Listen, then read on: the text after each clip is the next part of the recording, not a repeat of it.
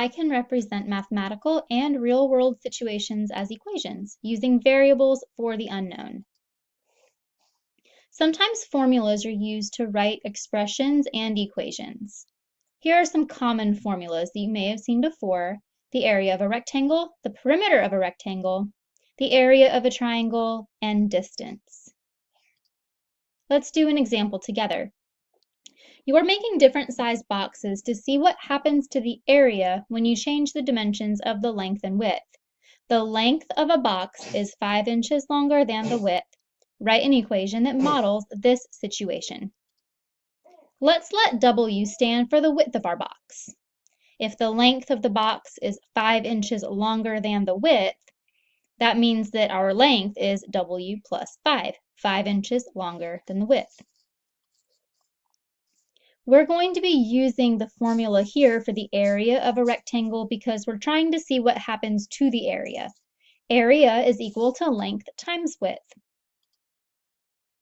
The next thing that we're going to do is just start with what we know. We know the area is length times width. The area, we're going to leave it alone as A because we don't know what the area is, but we can use W plus 5 for length, and we can use width, leave it alone as W.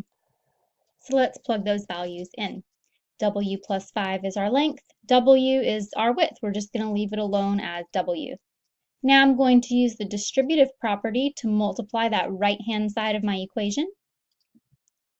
So let's take it further. That's it right there. Area is going to be the width squared plus 5W. That's the equation that models our situation when the length of our box is 5 inches longer than the width. That's how we find the area. We're done. That's it. We can take it further though. What would the area of the box be when our width is 3 inches? This goes back to evaluating an equation or an expression. We're evaluating when the width is equal to 3. If I plug in 3 everywhere that I see a W, I will simplify it down and get 24 square inches. Go ahead and pause and try this one, and we'll check it together. The length of the garden is 3 times the width. Write an equation to show how much fencing is needed to enclose the garden.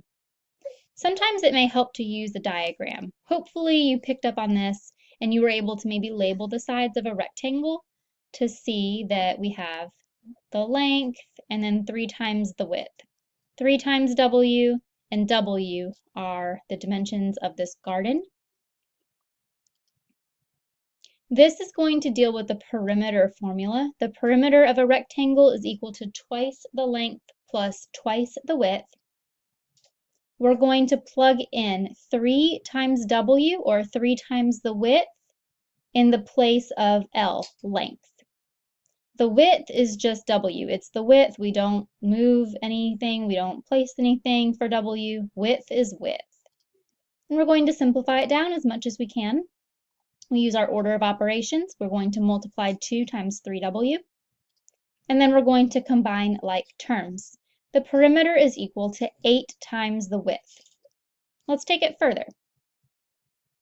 Since we'll need 8 times the size of our width to wrap around the whole garden, what happens when the width is 2 feet? When the width is 2 feet, how much fencing will we need to enclose that garden? We're going to evaluate when the W, the width, is equal to 2. When I plug in a 2 in the place of W, I get 16 feet. If you want more on this topic, be sure to check out the Learning Target spreadsheet for additional resources, videos, and practice.